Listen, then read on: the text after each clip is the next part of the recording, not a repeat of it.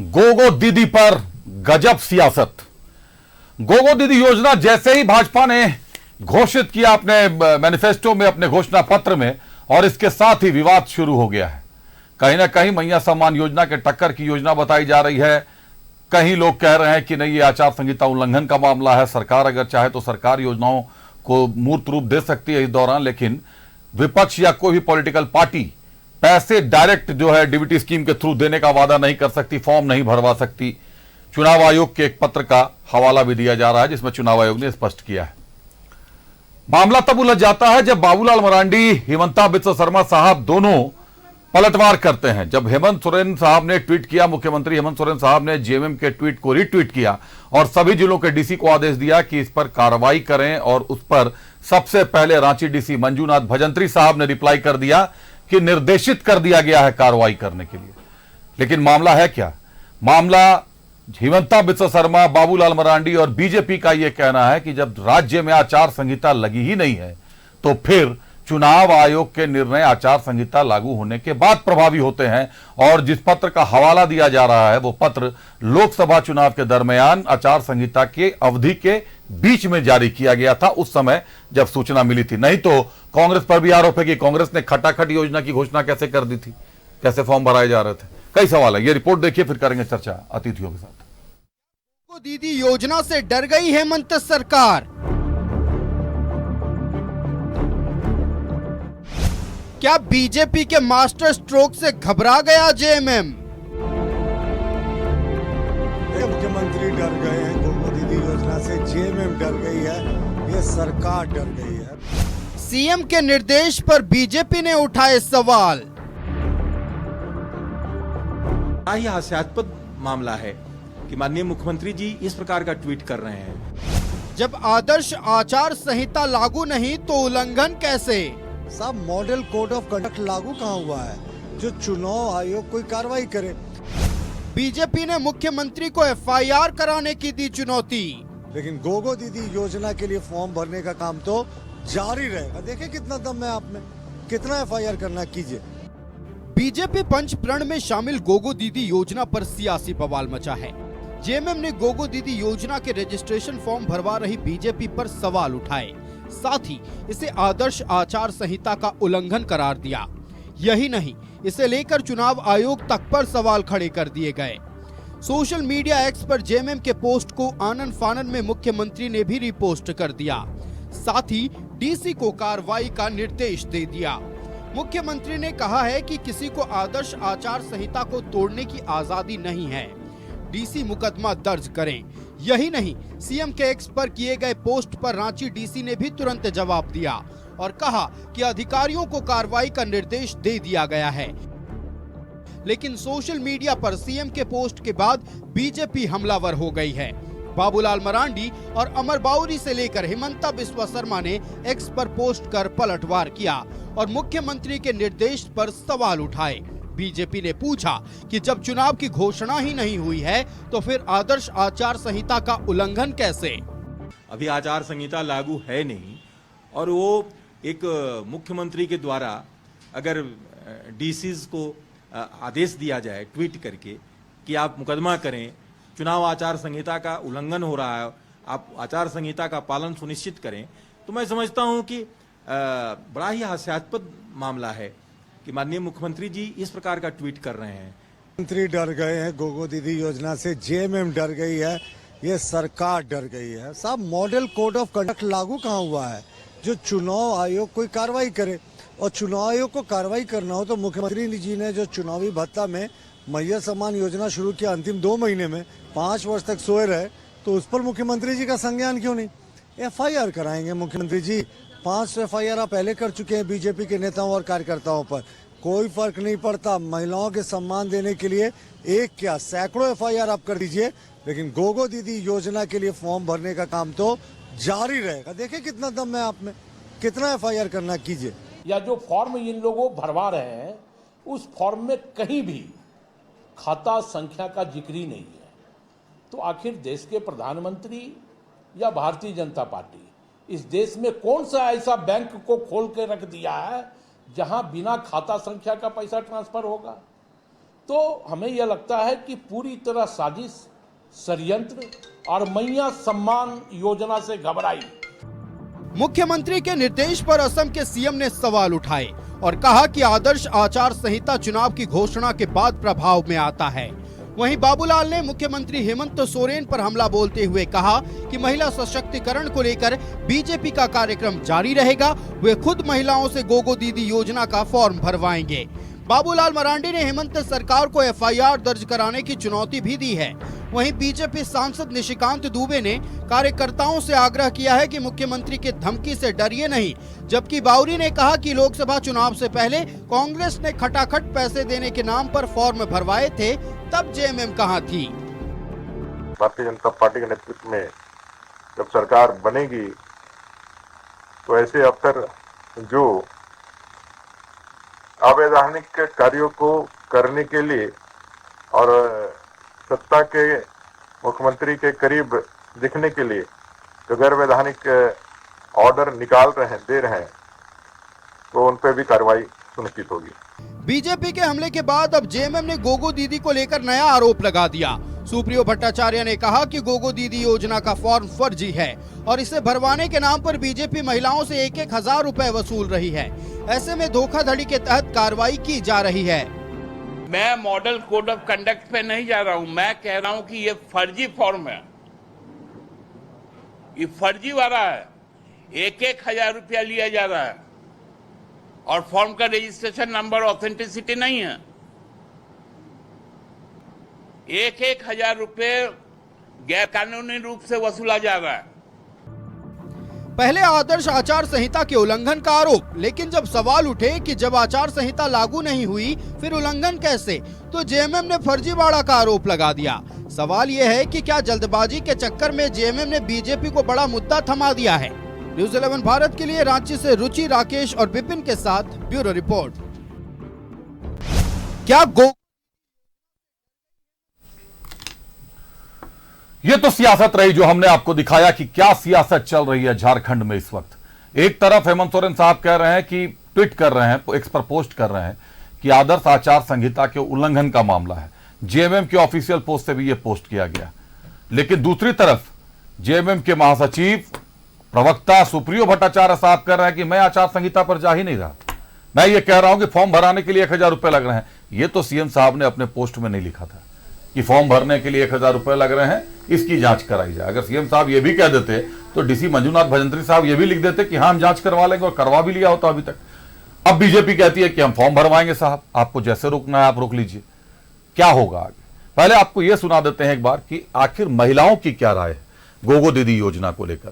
महिलाएं खुश हैं या नाखुश हैं? महिलाओं को लग रहा है कि छलावा है या लग रहा है कि जमीन पकड़ेगी ये योजना अगर भाजपा सरकार में आती है तो? दिखाते हैं क्या कहती है महिलाएं। ना तो उससे आगे भी हम लोग को कुछ तो मिलना चाहिए, है कि हम लोग गरीब लोग हैं, कमा के खाते हैं, तो उधर से सरकार दे रहा है तो अच्छा बात है। ये सब लाभ लेना चाहिए, अच्छा लग रहा है, दे रहा है तो भरेंगे फॉर्म। हाँ भरेंगे। फायदेमंद, घर से बाहर तो कहीं काम करने जाते नहीं है तो ये मिल रहा है तो इससे थोड़ा निर्भर लग रहा है कि हाँ कुछ मतलब कि मेरा खर्चा जो है वो पूरा हो सकता है। हाँ अच्छा तो लग रहा है। तो बीजेपी को कुछ बोलना चाहेंगे क्या? धन्यवाद बोलना चाहते हैं। आपको पता है क्या कहते हैं, बोले थे माँ होता है कह के संथाली भाषा में, इसलिए। तो इसका लाभ आप लोग को पहुंचेगा तो आप लोग को अच्छा लगेगा कि क्या? अच्छा लगेगा। बताया गया है 2100 मिलेगा कह के। तो इसकी फॉर्म भर दी है? नहीं भरे हैं, फॉर्म नहीं मिला है तो कैसे भरेंगे? कितना 5 साल तक रहेगा ना, तो उससे आगे भी हम लोग को कुछ तो मिलना चाहिए, है कि हम लोग गरीब लोग हैं, कमा के खाते हैं, तो उधर से सरकार दे रहा है तो अच्छा बात है। तो महिलाओं की अलग अलग राय है। महिलाओं का एक दावा तो है कि भाई अगर मिल रहा है सहयोग मिलना ही चाहिए सरकार की तरफ से, अच्छी बात है, खुशी की बात है। रुक करते हैं हमारे साथ, फिलहाल हमारे साथ 2 अतिथि जुड़े हुए हैं। जेएमएम से अरविंदर सिंह देओल और भट्टर सिंह जुड़े हुए हैं और आरजेडी से क्षितिज मिश्रा जुड़े हुए हैं। दोनों अतिथियों का स्वागत है। स्वागत है भट्टर जी, स्वागत है क्षितिज आपका। भट्टर साहब, जेएमएम के ऑफिशियल पोस्ट से एक्स पर पोस्ट होता है कि चुनाव आयोग के नियमों की धज्जियां उड़ा रही है बीजेपी गोगो दीदी योजना शुरू करके। बाकायदा जो चिट्ठी थी आचार संहिता उल्लंघन से रिलेटेड, जो निर्वाचन आयोग का जो पत्र है उसकी कॉपी भी डाली गई है। मुख्यमंत्री हेमंत सोरेन साहब रिट्वीट करते हैं, डीसी मंजूनाथ भजंत्री साहब तुरंत उसमें जवाब देते हैं कि निर्देशित भी कर दिया है। लेकिन देर शाम होते होते जब भाजपा भी हमलावर होती है तो कहीं ना कहीं जेएमएम बैकफुट पर दिखती है। सुप्रियो भट्टाचार्य साहब प्रेस कॉन्फ्रेंस बुलाते हैं, मीडिया पहुंचती है और सुप्रियो भट्टाचार्य साहब वहां कह देते हैं कि मैं आदर्श आचार संहिता के उल्लंघन पर तो जा ही नहीं रहा, मैं ये कह रहा हूं कि इसमें 1000 रुपए लग रहे हैं फॉर्म भरवाने के। अब ये बिल्कुल नया मामला हो गया।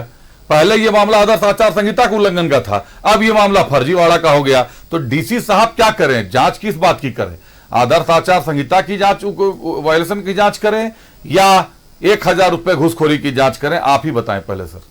देखिए अभिषेक, सबसे पहले तो मैं उनकी सोच पे मुझे ये शर्म आती है कि जो 3 लाइन हिंदी की समझ नहीं सकते हैं और उसको अपने हिसाब से, और आप भी उनके नैरेटिव को ज्वाइन कर रहे हैं। मैं हेमंत सोरेन जी का एक्स पे जो पोस्ट है पढ़ रहा हूं, सभी उपायुक्त संज्ञान लें, सुनिश्चित करें @इलेक्शन कमीशन के सभी नियमों का सख्ती से पालन हो।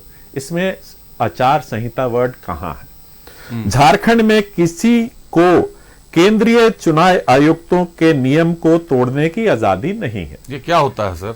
सर एक मिनट, एक चीज होता है मॉडल कोड ऑफ कंडक्ट और एक होते हैं नियम ऑफ इलेक्शन कमीशन। क्या है नियम ऑफ इलेक्शन कमीशन के, क्या होते हैं? आप हम मुझे 2-4 नियम और बताएं। नहीं, मैं बता रहा हूं ये। अच्छा, कहां ये बताया गया है? अब उन्होंने कहां लिखा कि मॉडल कोड ऑफ कंडक्ट के उल्लंघन? आपने ये वर्ड यूज कैसे किया? ये मैं आपसे, आप क्या मतलब, आप मेरे को बताइए कि election commission of India model code of conduct से जाना जाएगा कि उसको, वो एक 12 महीने काम करने वाली एजेंसी है क्या इलेक्शन कमीशन? अच्छा, सबसे बड़ी बात, अभी तक इलेक्शन कमीशन की तरफ से कोई इस पे ये नहीं आया। और आप चिट्ठी पढ़िए, चिट्ठी वर्बाटिम पढ़िए, कहां लिखा है जिस डेट से वो लागू है, क्या वो चिट्ठी विलोपित की गई?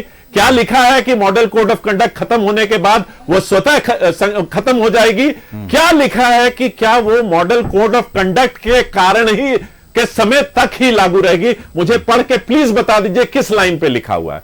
और डीसी ने क्या कहा कि अगर किसी तरह का उल्लंघन होता है तो उस पर कार्रवाई की जाएगी। आप क्या सोचते हैं कि यहां के पदाधिकारी जो हैं वो अपने मन से करेंगे? वो इलेक्शन कमीशन से इसका नहीं पूछेंगे कि ये किया जा सकता है कि नहीं किया जा सकता है? They are in discussion with Election Commission, but Election Commission has not come out with any clarification as yet. जो अगर वो देती भी है तो जो आज अपराध नहीं है वो कल अपराध हो जाएगा।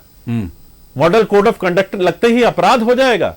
और ऐसा अपराध, और सबसे बड़ी मुझे हंसी आ रही है कि विश्व की सबसे बड़ी लोकतांत्रिक पार्टी, अपने आप को सबसे बड़ा कहने वाली, गब्बर सिंह और चंबल के डाकुओं की तरह कहती है कि हम तो करेंगे, कानून तोड़ेंगे, FIR करनी है कर लो, हमें किसी से डर नहीं।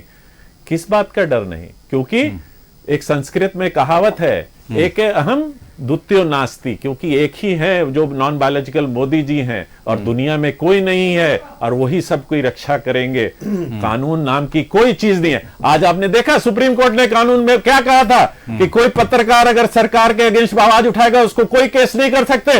और डांड में रस्सी बांध के थाने में बाढ़ की रिपोर्टिंग करते हुए बिहार के अभी आपने, मैंने कुछ देर पहले चैनल पे देखा, रिपोर्टर्स को थाने में बैठा के मारा गया क्योंकि बाढ़ की रिपोर्टिंग कर रहे हैं। और कोई एक मीडिया वाला उनके साथ खड़ा होने को तैयार नहीं भाई। क्यों? क्योंकि बीजेपी रूल स्टेट है। और यहां हमारे मित्र चिल्ला चिल्ला के कि देखिए प्रेस को दबाया जा रहा है, फ्रीडम ऑफ स्पीच को दबाया जा रहा है। एक निकल जाए उनके मुंह से कि गलत किया बिहार की सरकार ने, तो मुझे दिखा दीजिए यार। और इलेक्शन कमीशन को आना चाहिए, इतनी कंट्रोवर्सी क्रिएट होगी, they should come out clean कि हमारी चिट्ठी का कोई इसका नहीं है, आज जो अपराध नहीं है, हम जिस दिन प्रेस कॉन्फ्रेंस करेंगे उस दिन से वो अपराध हो जाएगा। 171 जो CRPC है, जो अब पता नहीं क्या उसका नया बना है, वो इलेक्शन कमीशन का नाम ही नहीं लेता, वो तो सीधा ब्राइबरी ऑफ वोटर्स का नाम लेता है। वो आप पढ़ लीजिए निकाल के IPC कोड को, उसमें तो कहीं मॉडल ऑफ कोड कंडक्ट है ही नहीं धारा में। आपने सवाल हमसे भी किए हैं, हम मीडिया वालों से भी, कि आदर्श आचार संहिता का कहीं उल्लेख नहीं है। तो आपको एक जानकारी भर दे दूं जो मेरी जानकारी में है। इलेक्शन कमीशन के जो नियम और जो चिट्ठी आपने डाली है वो आदर्श आचार संहिता के दौरान, आपने नहीं, जेएमएम ने जो ट्वीट किया है वो आदर्श आचार संहिता लगने के दौरान जारी हुई है। और इलेक्शन कमीशन के नियम को आदर्श आचार संहिता ही मानते हैं हम लोग, जो होता है। उसके अलावा इलेक्शन कमीशन का अलग से कोई नियम, कोई गाइडलाइन नहीं है कुछ। सर, इस पे अगर इलेक्शन कमीशन क्लैरिफिकेशन आप तो पेरोल पे भी आपको नहीं जानकारी थी, मैंने आपको जानकारी दी, आपने फिर एक्सेप्ट किया कि हाँ मुझे जानकारी नहीं। उस पे भी आ जाऊंगा, तो इसलिए लेता हूं। प्रतुल साहब भी हमारे साथ जुड़ गए। प्रतुल सहदेव जी बीजेपी से। प्रतुल सहदेव जी स्वागत है प्रतुल जी आपका। प्रतुल जी, बटर साहब से मैंने ये सवाल किया कि आज हेमंत सोरेन साहब ने और जेएमएम ने ऑफिशियल पोस्ट से एक्स पर पोस्ट किया कि चुनाव आयोग के नियमों को धड़ल्ले से तोड़ा जा रहा है, आदर्श आचार संहिता का उल्लंघन का मामला बन रहा है। लेकिन शाम होते होते सुप्रियो भट्टाचार्य साहब जो महासचिव हैं, प्रवक्ता हैं, वो कह रहे हैं कि हम आदर्श आचार संहिता पे जा ही नहीं रहे, नियम तोड़ने की बात ही कहीं नहीं कर रहे हैं। वो ये कह रहे हैं कि फॉर्म भरवाने के बीजेपी 1000 रुपए ले रही है हर महिलाओं से, सभी महिलाओं से 1000 रुपया फॉर्म भरवाने का लिया जा रहा है।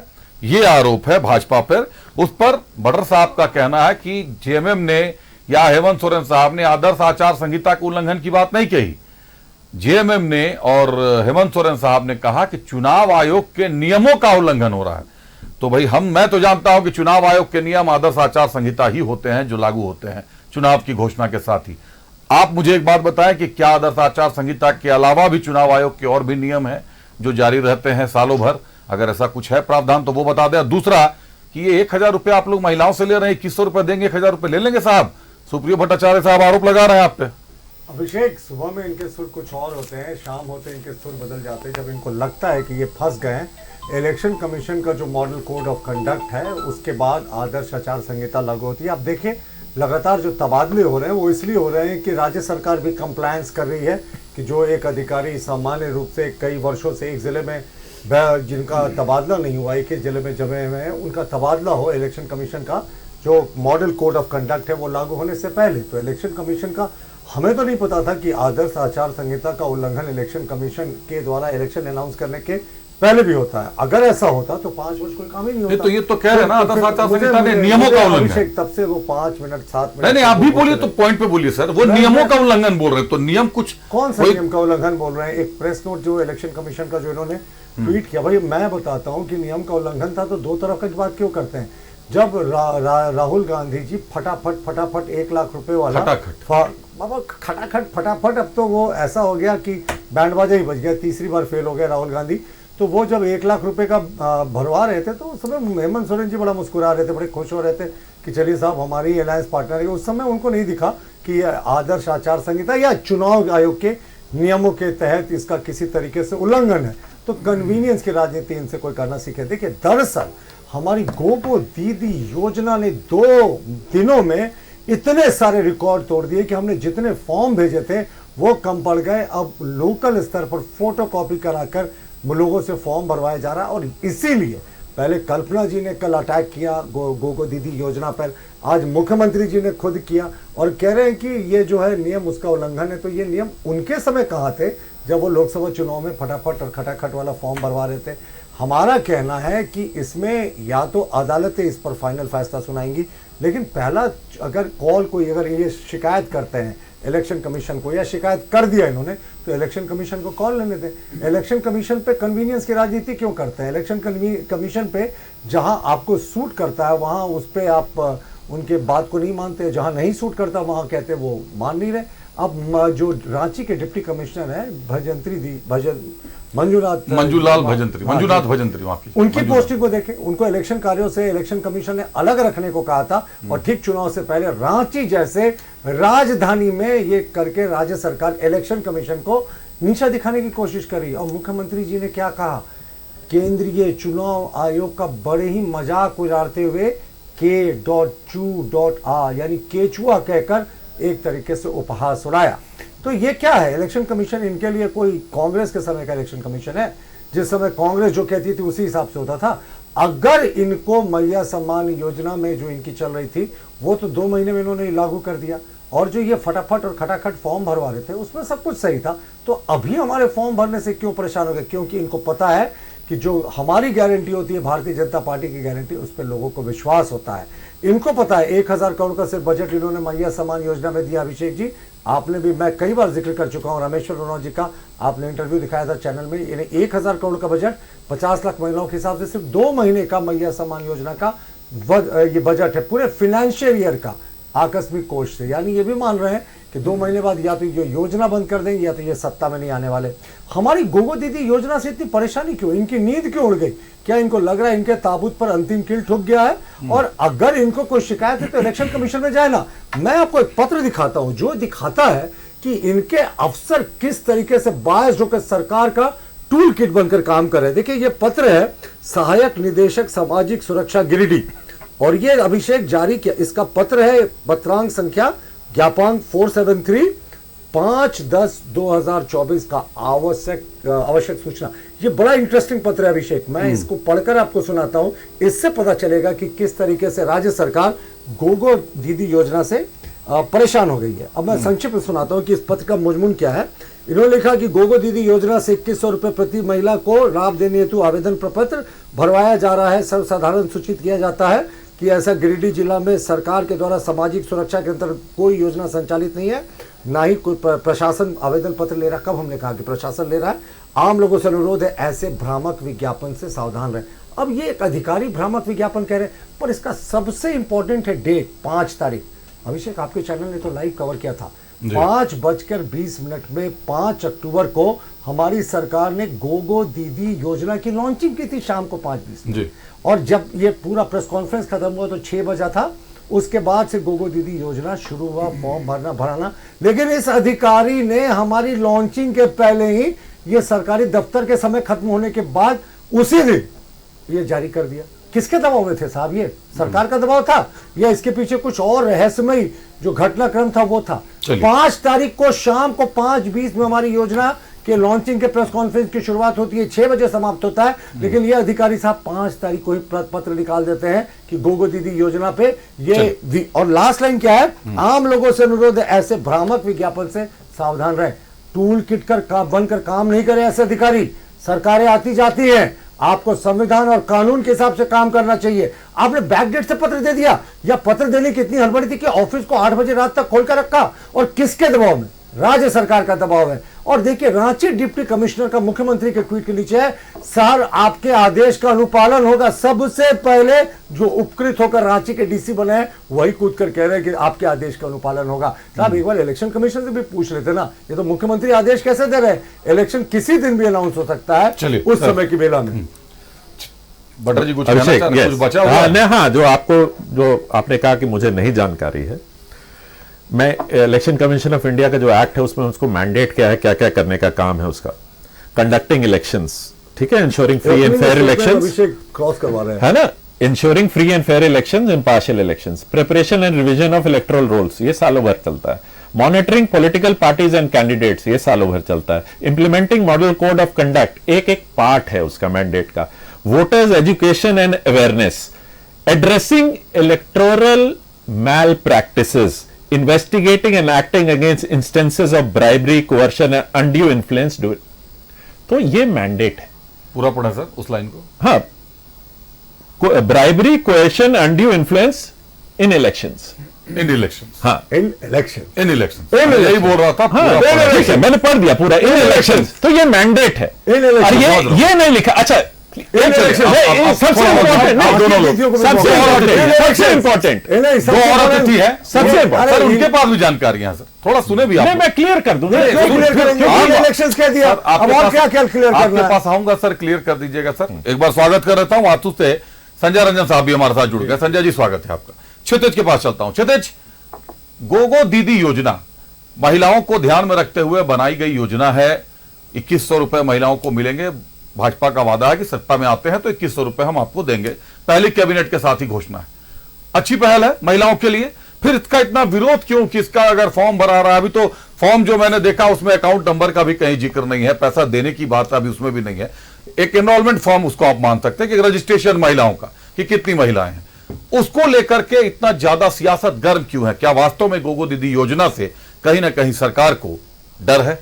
देखिए, सबसे पहले तो मैं हमारे गठबंधन के सभी साथियों को शुभकामनाएं देना चाहता हूं, क्योंकि हम लोगों ने भाजपा के लोगों को मुद्दों पर ला करके खड़ा किया है।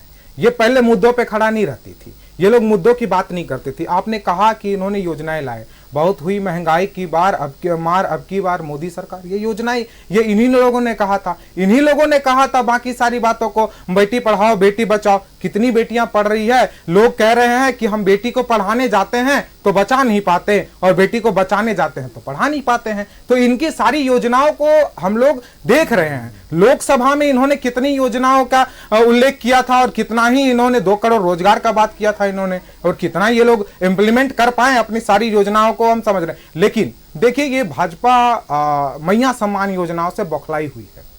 इसी वजह से इन्होंने किसी प्रकार से जनता को भ्रमित करने के लिए एक नई योजना का उल्लेख किया है और फॉर्म भरवा रही है। ये मोदी जी का पैम्पलेट है, ये केवल पैम्पलेट बांटा जा रहा है। इससे ना तो ये देने वाले हैं और ना जनता भ्रमित होने वाली है। कुछ नहीं होने वाला है इससे। इन लोगों की मानसिकता, और इन्होंने कहा कि भाजपा के कार्यकर्ताओं पर जितनी आपको मुकदमे चलानी है चला लीजिए और हम कहेंगे कि आप चलाइए, लेकिन आप बताइए कि ये लोग, इससे कार्यकर्ता का मन का बढ़ता है। इनके कार्यकर्ता ही हैं, नाम मैं गिना देता हूं, कृणाल पांडे, सक्षम पटेल, आनंद उर्फ अभिषेक चौहान, जिन्होंने बीएचयू में बंदूक के नोक पर छात्रों को कपड़ा उतरवाने का काम किया था। और इसके बाद मध्य प्रदेश में ये चुनाव का प्रचार करते हैं, 60 दिन के बाद उन पर कार्रवाई होती है। तो इनके लोग कितने काम कर रहे हैं वो तो देख रहे हैं। आप बताइए कि ये अपने बाकी राज्यों में तो है, बिहार में इनकी सरकार है, यूपी में इनकी सरकार है, ये बताइए कौन कौन से राज्य में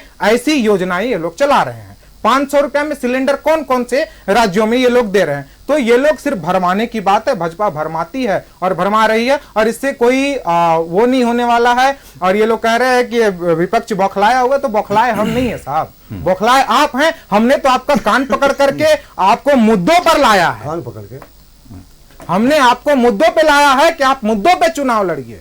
चलिए चित्ते जी, 2 चीजें हैं जो मैं जहां से देख रहा हूं, ना तो जेएमएम अपने घर से पैसा दे रहे हैं, ना आप दे रहे हैं, ना कांग्रेस दे रही है, ना कल बीजेपी सत्ता में आएगी तो बीजेपी देगी। आप एक यूट्यूब पर बहुत ज्यादा आता है उस सफाई वाला मामला अखिलेश यादव का कि भाई आपने सफाई की जमीन बेच के दे दी थी, मौर्य साहब ने कहा था। तो उन्होंने कहा कि भाई आप क्या अपने पिताजी के घर से लाए थे पैसा। हालात यहां भी वही है, 1100 सरकार दे रही है, अगली सरकार आएगी, हो सकता है आपकी भी सरकार आ जाए तो आप 2100 कर दें। नीतीश कुमार ने भी कहा था, मैं जोड़ दे रहा हूं, नीतीश कुमार ने भी कहा था कि 10 लाख लोगों को रोजगार देने का बात कर रहा है कि अपने बाप के घर से रोजगार एक अलग मुद्दा है। नहीं, मैं अपने जोड़ दे रहा हूं, तो कोई अपने पिताजी के घर से या कहीं से पैसा नहीं लाता। मैं वही कह रहा हूं, ये पैसा नहीं लेता, मर्यादा आप दे दीजिए ना। आप नीतीश कुमार को समझाइए मर्यादा, नीतीश कुमार को मर्यादा समझाइए, आपके सहयोगी हैं, नीतीश कुमार जी को मर्यादा समझाइए सर। नीतीश सरकार को, नीतीश जी को समझाइए ना। आप कह रहे हैं ना नीतीश जी गलत बोल रहे हैं, क्या बीच में इंटरप्ट मत कीजिए। मैं समझता हूँ आप लोग बौखलाए हुए हैं, मैं समझता हूँ आप बौखलाए हुए हैं, मत इंटरप्ट कीजिए प्लीज। हमने नहीं कहा, हमने आपको नहीं, अरे आपके मोदी जी बौखलाए हुए हैं, क्यों आरजेडी आरजेडी आरजेडी आरजेडी कर रहे थे। आपके मोदी जी बौखलाए हुए हैं, आप भी बौखलाए हुए हैं। आपके देखिए आप ये इंटरप्शन ये सही नहीं है अभिषेक जी, ये इंटरप्शन सही नहीं है अभिषेक जी, ये इंटरप्शन सही। मुझे ये लग रहा है कि आप दोनों मुझे ही इंटरप्ट कर रहे हैं। मैं कुछ बोल रहा था, आप लोगों को मैं बोलने का बिल्कुल, आप बोलिए, आप बोलिए। तो मैं आपको वही कह रहा था, आप सभी अतिथियों को कह रहा था और जनता को विशेष तौर पे मैं अपने दर्शकों को ये कह रहा हूं, सरकारें आती जाती रहेंगी, ये सारे दल कहते हैं, लेकिन ये सच है कि जो पैसा आपको मिल रहा है वो आप ही का पैसा है, वो टैक्स का पैसा है जो आप भरते हैं। कोई पार्टी नहीं दे रही है आपको, वो चाहे जेएमएम हो, चाहे आने वाले कल में बीजेपी हो, चाहे कोई भी हो, ये सरकार का पैसा है। योजना को सोचना, योजना को धरातल पर उतारना और उसको सफलतापूर्वक अंजाम तक पहुंचाना सरकार का दायित्व होता है, जिसमें कितना कौन सफल हो पाता है ये देखना दिलचस्प होगा। सीधे अतिथियों के पास चलते हैं। संजय रंजन साहब हमारे साथ जुड़े हुए हैं। संजय रंजन साहब, गोगो दीदी योजना, अभी जो बीजेपी ने जो अपने 5 प्रण लाए हैं, पंचप्रण के नाम से जो घोषणाएं की हैं 5, गोगो दीदी योजना, रोजगार को लेकर कहा कि नियुक्तियों का रास्ता साफ होगा, 2,87,500 नियुक्तियां भरी जाएंगी, रिक्तियां भरी जाएंगी नियुक्तियों से, और हर साल 5 साल में 5 लाख का लक्ष्य रखा गया, साल का 1 लाख मान लीजिए, रोजगार को भी टारगेट कर लिया। एलपीजी गैस, सवाल यह है कि अगर सारी योजनाएं जो आप सत्ता पर जिन चीजों को लेकर या तो सवाल उठ रहे हैं या तो लोकप्रियता उनको मिल रही है, आपके 5 प्रण उन्हीं को देखते हुए बनाए गए बीजेपी के। और सरकार में अगर बीजेपी आती है, गठबंधन आती है, तो आजसू भी आती है, आजसू भी होगी साथ में, आजसू कितना समर्थन करती है बीजेपी की घोषणाओं का?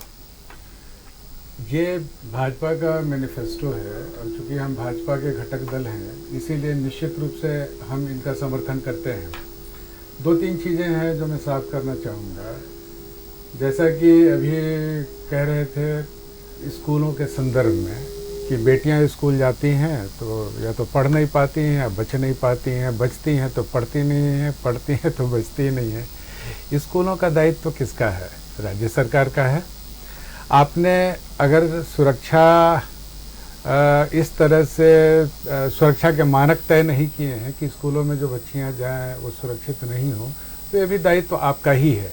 तो ये प्रश्न चिन्ह जो आपने खड़ा किया दरअसल ये अपनी ही सत्ता के विरुद्ध है, पहली बात। दूसरी बात, भाजपा ने अभी जो 5 इन्होंने घोषणाएं की हैं इसका स्वागत किया जाना चाहिए।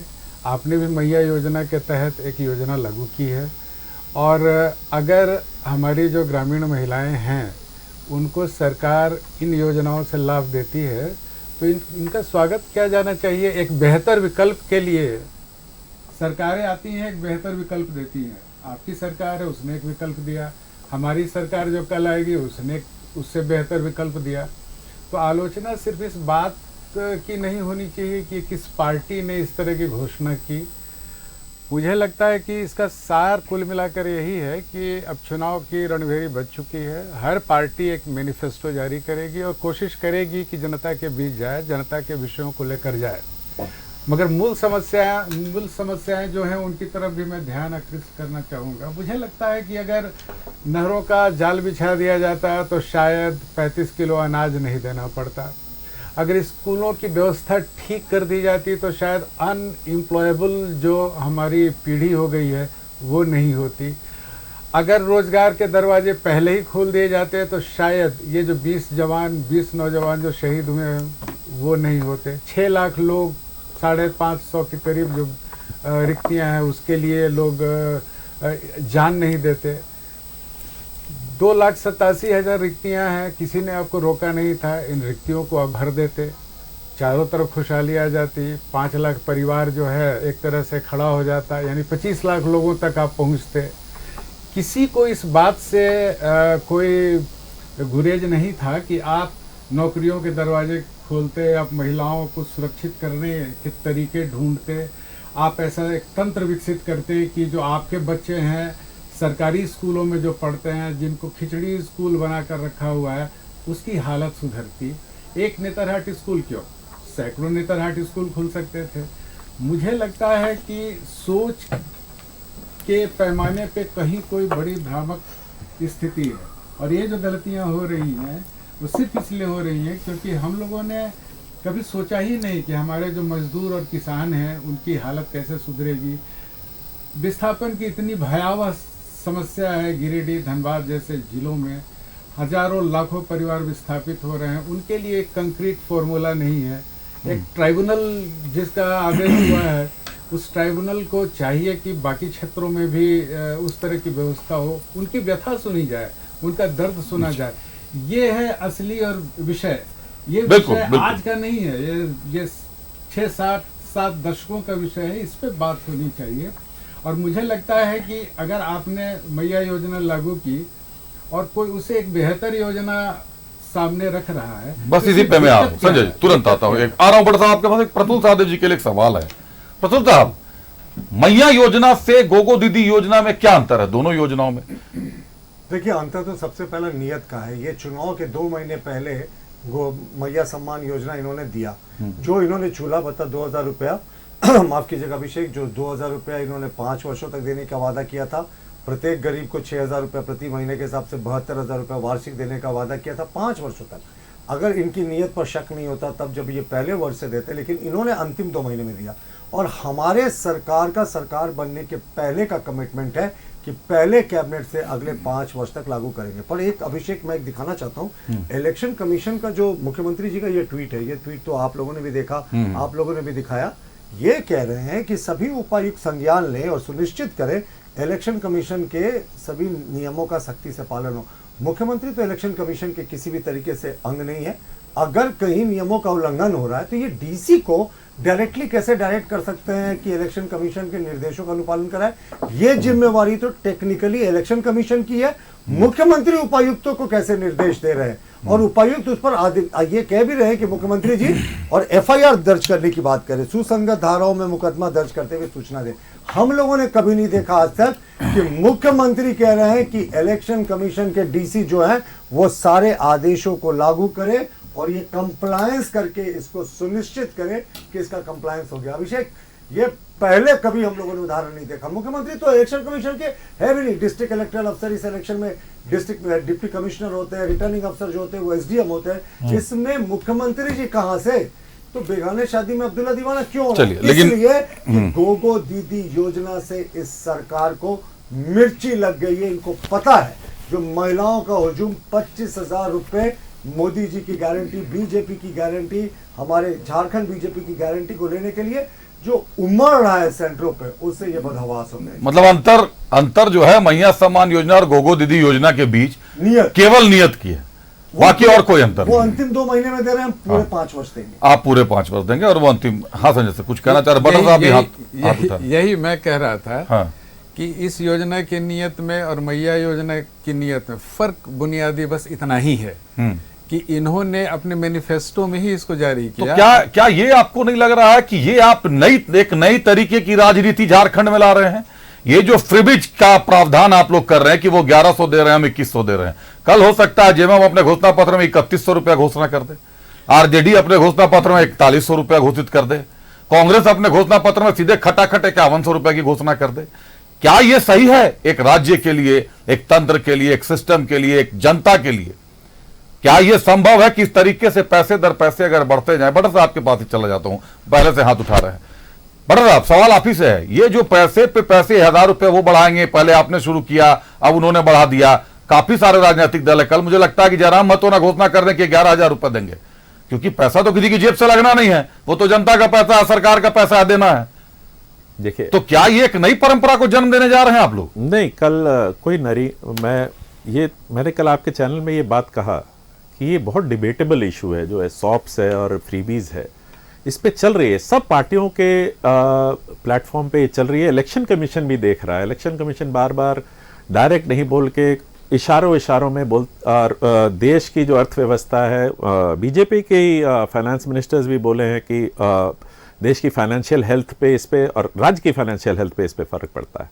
बट ये डिबेटेबल इशू है, इस पे अभी जब तक कोई फैसला नहीं आ जाता सब कोई कर रहे हैं। देखिए, मैंने कभी नहीं कहा कि गोगो योजना पे मैंने कोई सवाल नहीं उठाए। इनका मन है मैं तो कहता हूं कि झारखंड की महिलाएं ही क्यों, क्योंकि इलेक्शन है, मोदी जी तो पूरे देश के प्रधानमंत्री है, पूरे देश की 50% पूरे देश की महिलाओं को 2-2 कर दें, वो तो अभी पावर में है ही है। तो मध्य प्रदेश में तो अरे मैं तो कह ही रहा हूं ना, में चल ही रहा है, तो वहां 800 है ना, तो सब जगह 2000 इक्वालिटी क्यों नहीं? झारखंड की महिला जहां जैसा फंड, जहां जैसी, अरे फंड इसलिए तो बोल रहा हूं, तो केंद्र में है ना भाई, पूरा फंड ही उनके पास है, तो पूरे देश की महिलाओं को कर दें, हमें कोई ऑब्जेक्शन नहीं है।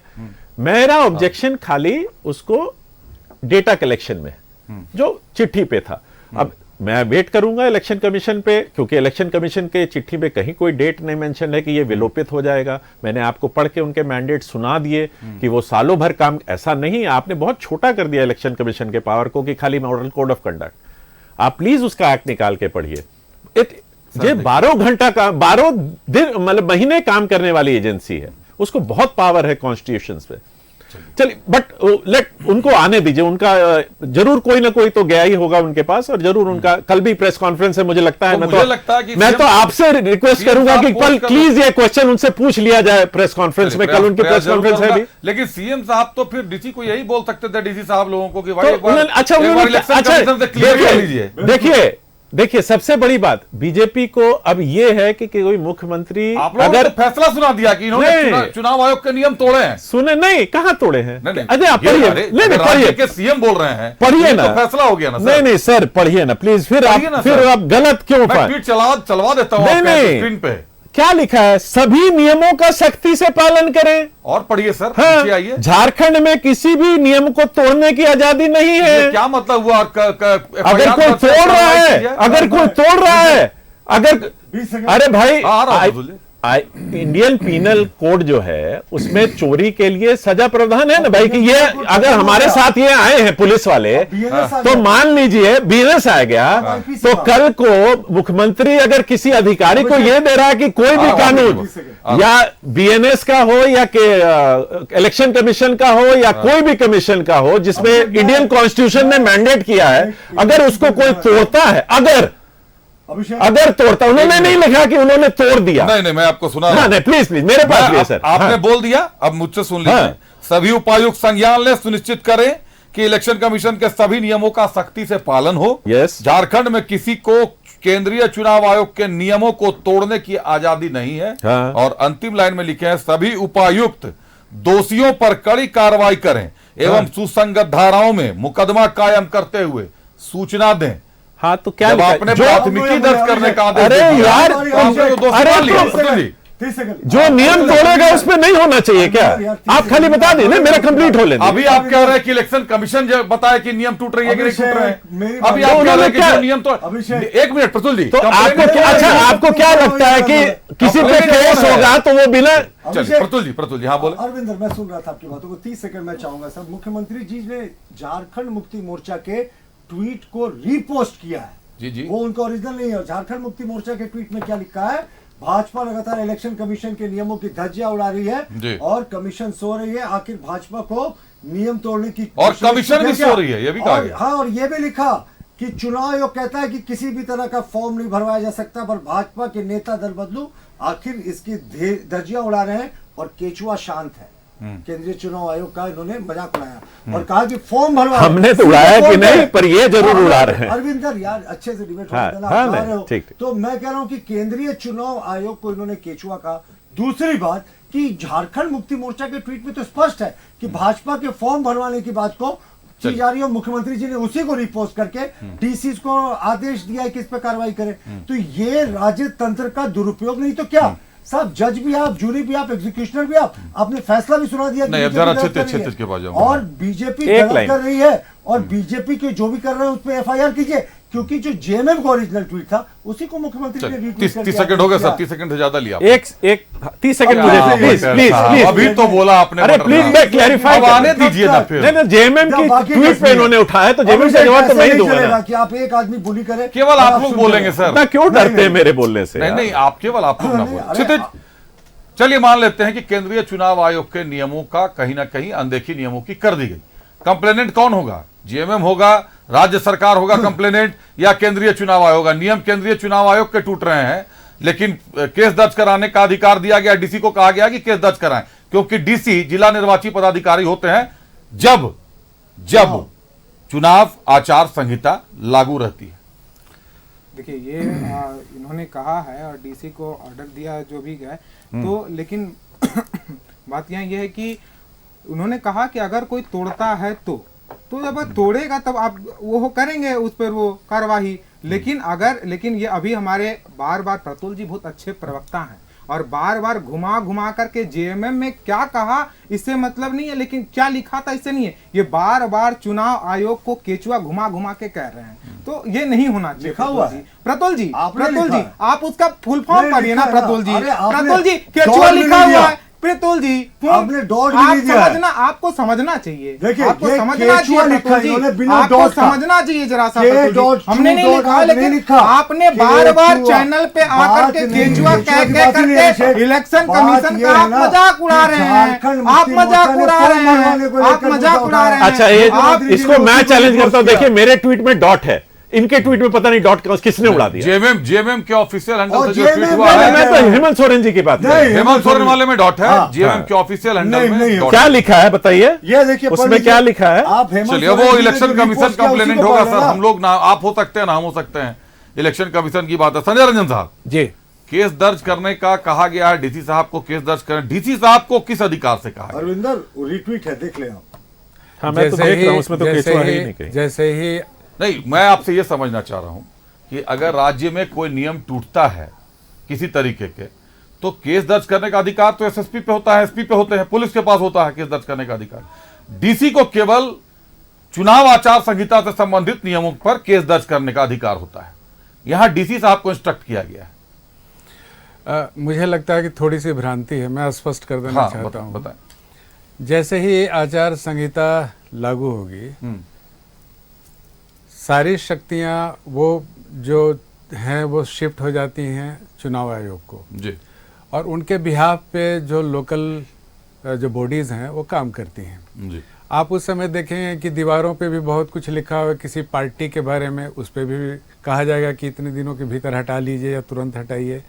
उसकी पुताई भी होती है, उसका खर्चा भी उससे लिया जाता है जी। पोस्टर बैनर का भी एक अपना हिसाब किताब होगा। ठीक वैसे ही आचार संहिता का जहां भी उल्लंघन होगा, जो लोकल मजिस्ट्रेट होंगे वो तुरंत एक FIR दर्ज करेंगे, तुरंत आचार संहिता का उल्लंघन का मामला होगा।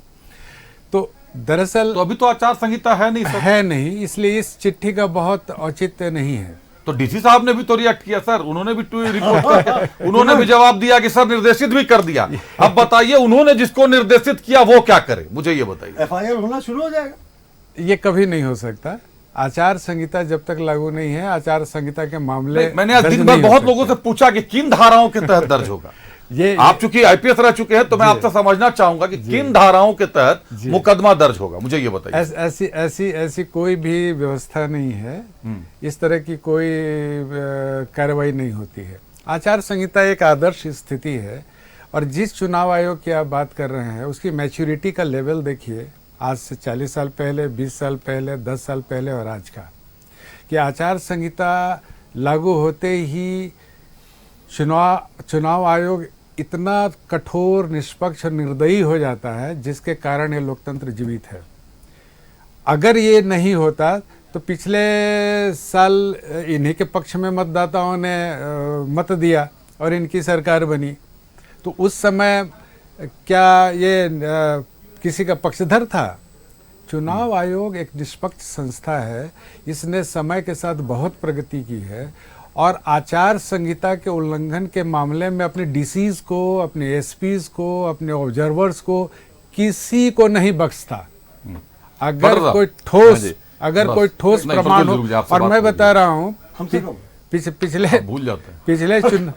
पिछले चुनाव में यूपी के एक वरिष्ठ IAS को इन्होंने वापस भेज दिया था जी। तो कहने का मतलब यह है कि आप आचार संहिता लागू होते ही जैसे ही फुल स्विंग में आएगा चुनाव आयोग, सारी जो राज्य की तांत्रिक शक्तियां हैं, ब्यूरोक्रेटिक शक्तियां हैं, उसके अधीन चली जाती हैं। वो तो ये भी देखता है कि किस बूथ पे कौन सा बल प्रतिनियुक्त है और अगर है तो उसका जस्टिफिकेशन क्या है।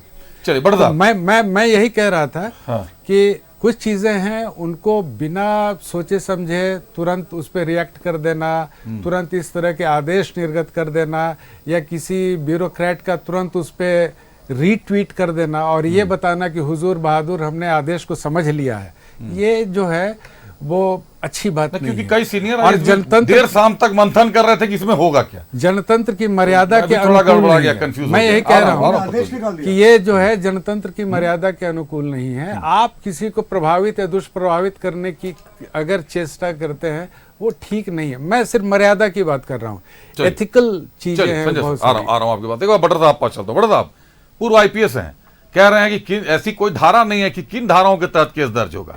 तो पुलिस के लिए तो मशक्कत हो जाएगी साहब, कंप्लेन तो आप लेके चल जाएंगे, जेएमएम कंप्लेन कर देगी कि भाई चुनाव आयोग के नियम टूट रहा है, मुझको तकलीफ है। अब DC को अगर करना होगा तब आचार संहिता तक इंतजार करना होगा, तब DC साहब को कंप्लेन करना होगा, लेकिन किन धाराओं पे केस दर्ज होगा सर? अभिषेक जी हो क्या रहा है पहले ये बार एक नहीं, पहले मुझे दो चीज मैं इसी पे आ रहा हूं, सवाल पूरा नहीं हुआ है, आ रहा हूं ना, सवाल पूरा नहीं हुआ है। हाँ जी, दूसरे वाले पर भी बता दे सर। सुप्रियो भट्टाचार्य साहब ने कहा कि 1000 रुपया जेएमएम के ऑफिशियल प्रवक्ता प्रेस कॉन्फ्रेंस करके उन्होंने आरोप लगाया कि 1000 रुपए घूस लग रहे हैं, 1000 रुपए महिलाओं से लिए जा रहे हैं, प्रमाण कुछ नहीं दिया। ये क्या चल रहा है सर? कुछ तो प्रमाण दीजिएगा ना कि 1000 रुपया ले रहा है भाई। ये वीडियो आया है, ऑडियो आया, media press coverage, press conference बुला के इस तरीके से खबर दिया जाता है। देखिए सबसे पहले तो मैं हमारे बड़े भाई के बारे में ये बता रहे हैं कि खाली DC को पावर है आचार संहिता लगने के बाद, उससे पहले का पावर नहीं है। तो मैं फिर से रिक्वेस्ट करूंगा कि आप इलेक्शन कमीशन के पावर को पढ़ लीजिए कि DC का साल भर क्या रोल रहता है इलेक्टोरल रोल्स को लेके और क्या रह के। और दूसरी बात है कि मैं जिस चिट्ठी की बात कर रहा हूं, जिस चिट्ठी को ट्वीट किया गया है, उसमें आप अभिषेक जी, हम सब पढ़े लिखे लोग हैं, और उस चिट्ठी का मतलब क्या है, अगर देखिए, अगर तो वो चिट्ठी खाली मॉडल कोड ऑफ कंडक्ट के प्रेस नोट है, चिट्ठी जो भी है, आदेश है, वो प्रेस नोट, तो प्रेस नोट है, कहीं उस पर ये लिखा है कि ये इतने दिन तक लागू रहेगा। वो तो उनके आदेश में होगा ना सर। क्या चीज आदेश में? तो आप आदेश निकलवा लीजिए ना सर। और क्या ये चिट्ठी का मतलब जैसे होता है ना कि आज से आचार संहिता बंद हो गई है ना, तो क्या इस चिट्ठी को विलोपित किया गया, इस आदेश को, कि ये लगातार लागू है? ये तो मैं इसलिए बोल रहा हूं ना कि कल उन्होंने प्रेस कॉन्फ्रेंस बुलाई है, प्लीज अपने रिपोर्टर से पूछेगा।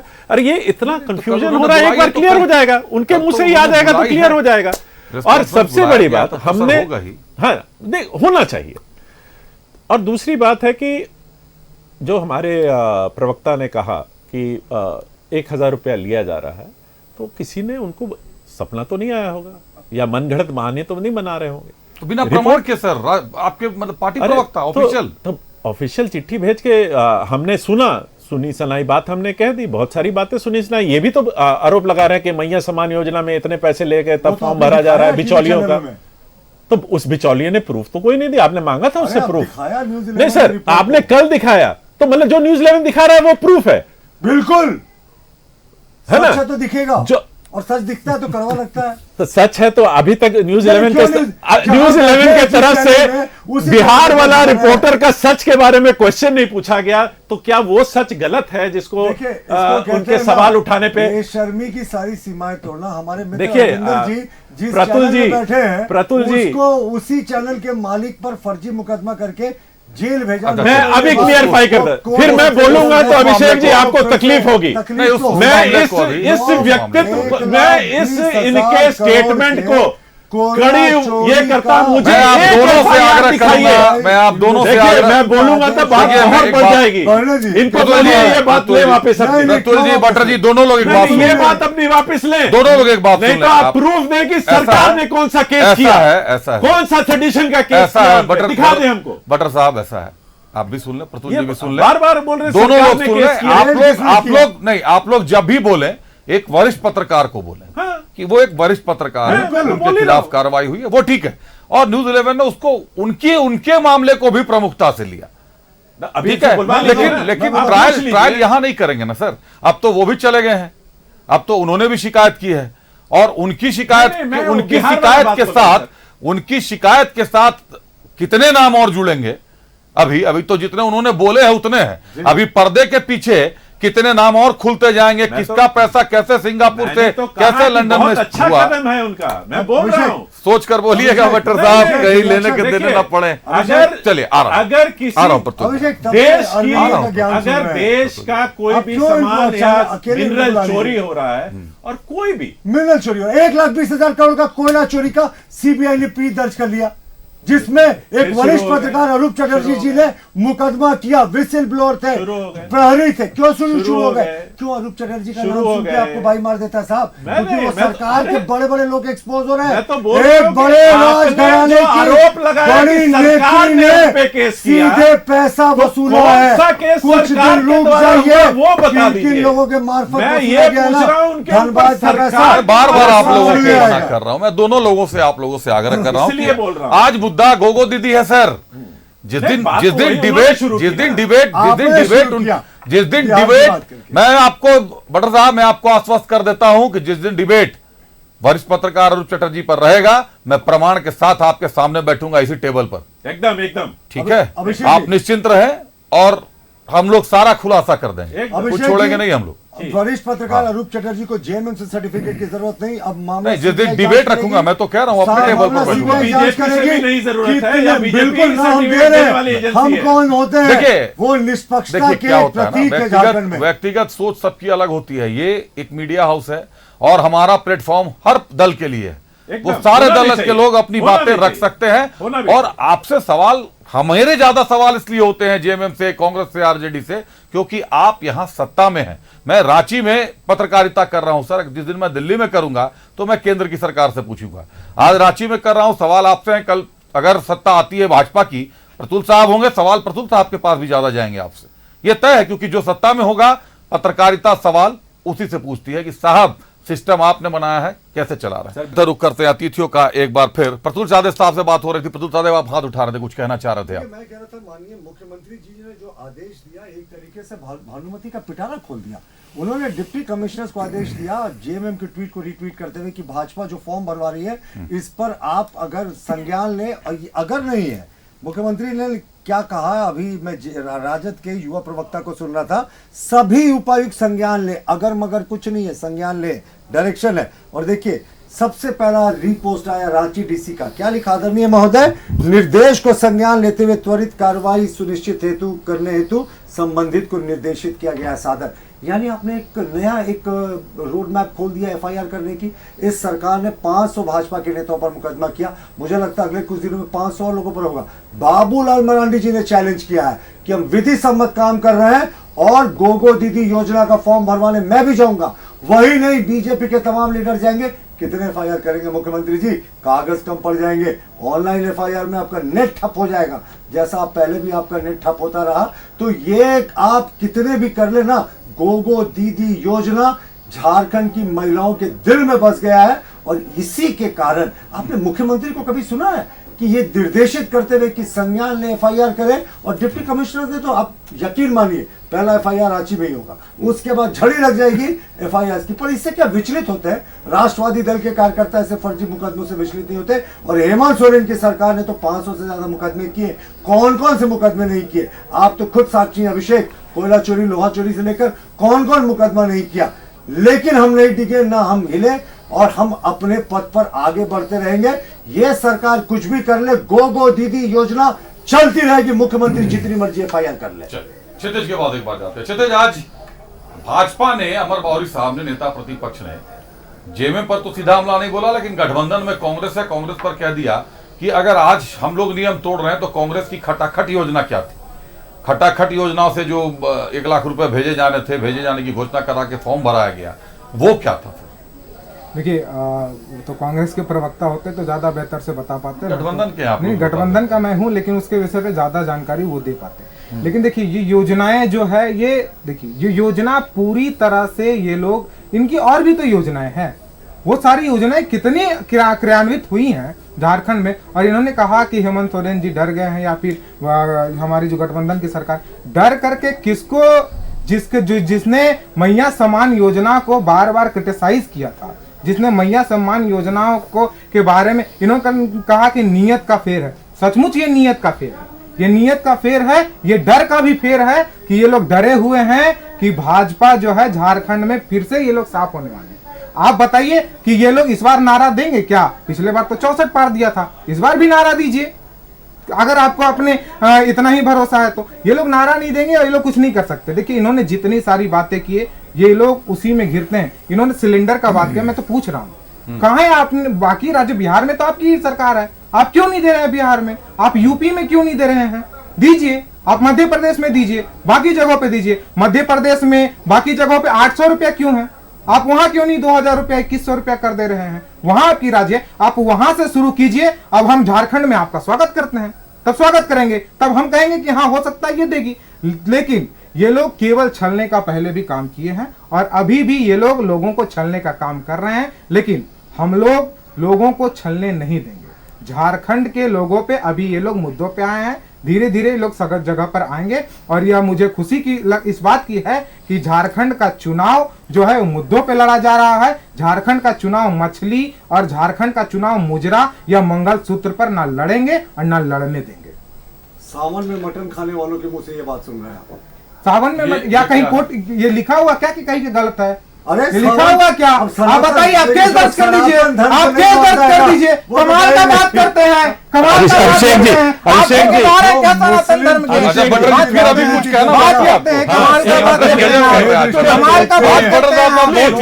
बहुत इंटरेस्टिंग बात है मैं जो बोल रहा हूँ, बहुत इंटरेस्टिंग। लास्ट डिबेट है, अरविंदर को टाइम दे दीजिए। संजय साहब आपके पास एक बार बोलने देता हूँ बड़ा साहब को। आज बड़ा साहब मुझे उतावले से नजर आ रहे हैं, अच्छा लग रहा है। दो चीजें बहुत इंटरेस्टिंग। हाँ बोले बोले। प्रतुल जी ने कहा राष्ट्रवादी पार्टी, तो ऐसी राष्ट्रवादी पार्टी जिन्होंने जिस आइडियोलॉजी से आते, उन्होंने अपनी ऑटोबायोग्राफी में लिखा कि मेरा ज्यादा ध्यान हिंदुत्व पे था, ब्रिटिश सरकार से हमको इंडिपेंडेंस नहीं चाहिए, ऐसा नेशनलिज्म था।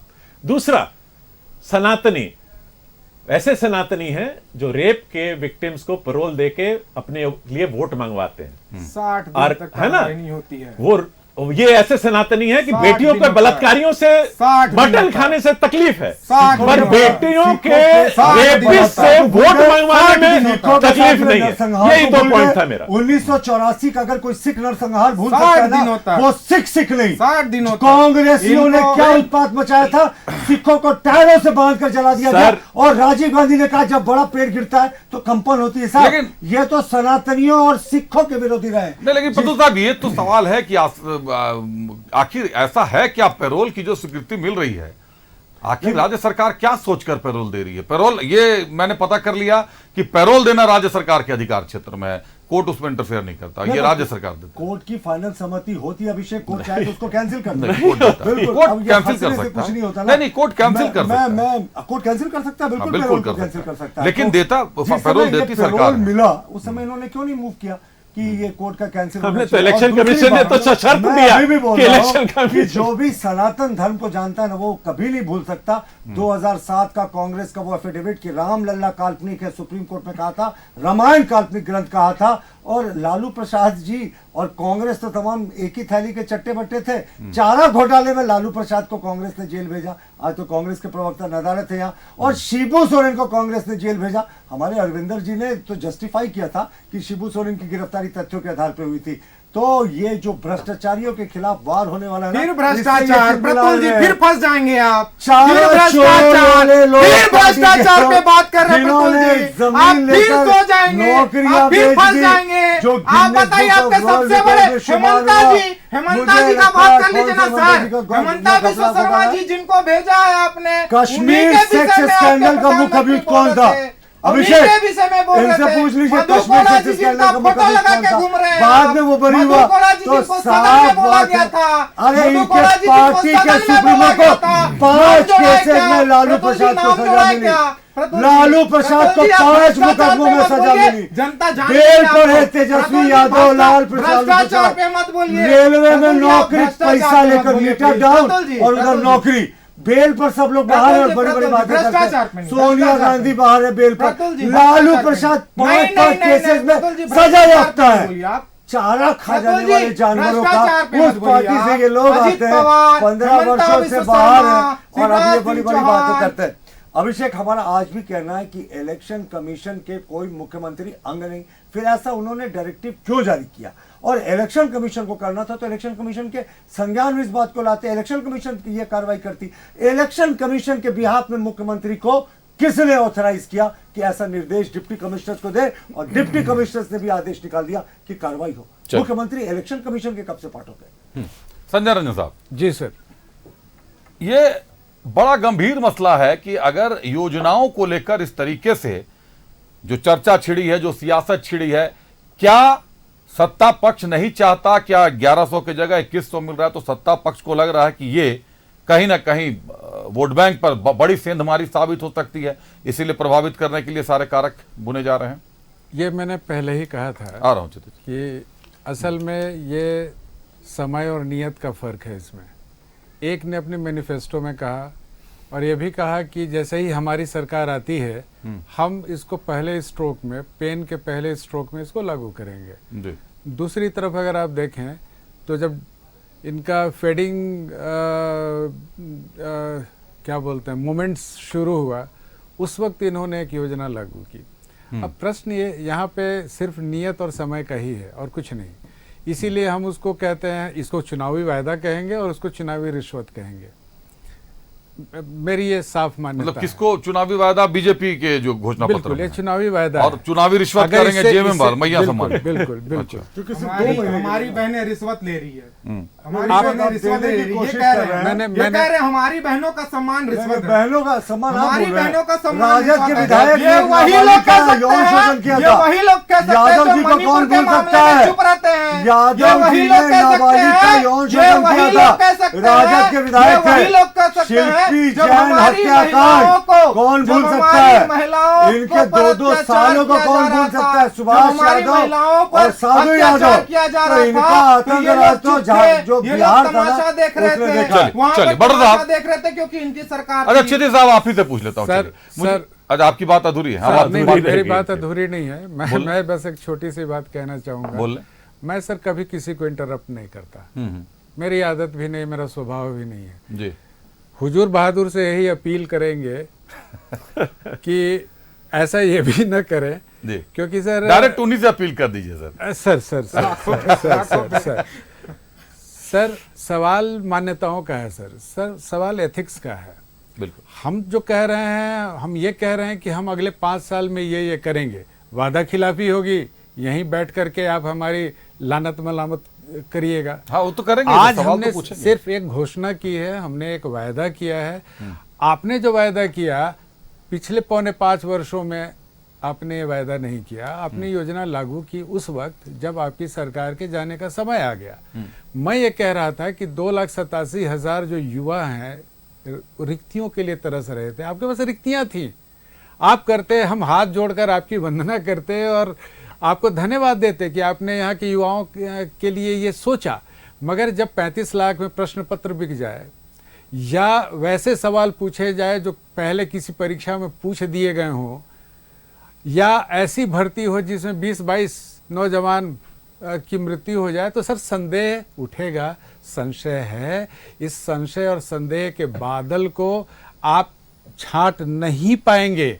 ये एक सच्चाई है और इस सच्चाई का सामना करना पड़ेगा। आप सत्ता पक्ष के हैं, आप सरकार हैं। जो परीक्षा की आपने बात कही तो आज शाम की अपडेट दे देता हूं, अपने दर्शकों को भी दे देता हूं। जीएसएससी सीजीएल की परीक्षा से संबंधित साक्ष्य आज छात्रों ने पार्ट बाय पार्ट फॉरकट करके सब बाइफॉरगेट कर करके सबको जाकर सौंप दिया है। जो सीडी बता रहे थे कि सीडी खाली है, सीडी फिर से सीडी दिया गया है, सारे साक्ष्य फिर से दिए गए। लेकिन बटर साहब हफ्ते दिन बीत गए, अभी तक कार्रवाई तो छोड़िए, जांच समिति की जांच रिपोर्ट भी नहीं आ पा रही है। पता नहीं अरविंद लाल जी अपना रिपोर्ट करेंगे कि रिपोर्ट करने से पहले सीबीआई को रिपोर्ट करेंगे। अभिषेक जी, अभी आप दोनों चीज बोल रहे हैं। अभी बोल रहे हैं कि साक्ष्य अभी दिए गए, उसी साक्ष्य पे जांच होगी ना, और रिपोर्ट अभी तुरंत चाहिए आपको।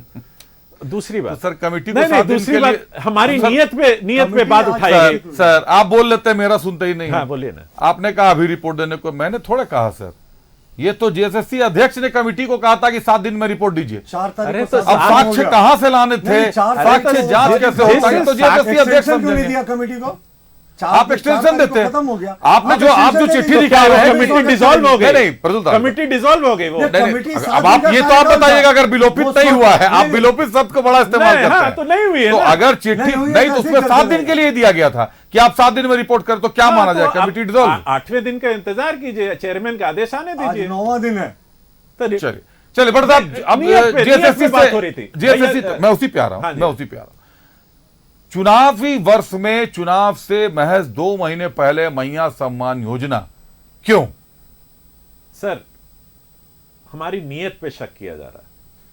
मैं मानता हूं, आप जो मर्जी आरोप लगा लीजिए, मेरे सरकार के मन में आया कि ये योजना देंगे तो अच्छा रहेगा। महाराष्ट्र ने फॉलो किया बॉस, लाडली योजना, बट एक मुंह से शब्द नहीं निकला। संजय जी हमारी देखिए, हम क्यों नियत, गोगो दीदी में हमारा, मैं आज भी बोल रहा हूं, कोई बेनिफिशियरी कौन है? झारखंड की महिलाएं। मैं किसी झारखंड की महिलाओं को अगर ज्यादा पैसा मिला, मैं क्यों विरोध करूंगा? मैं दुश्मन थोड़ी हूं उनका।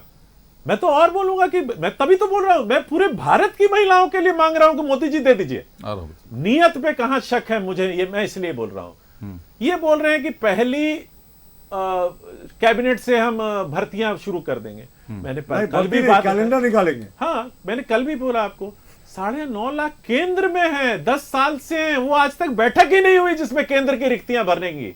एमपी में है रिक्तियां, असम में रिक्तियां हैं, वो आज तक कोई कैबिनेट नहीं हुई जिसमें भरी गई। झारखंड में कर लेंगे कुछ भी, तो मैं कैसे, अरे कुछ भी क्या, डेटा दिखाए, कहां है डेटा? मेल आईडी दीजिए, भेज दूंगा। अब भी दिखाइए।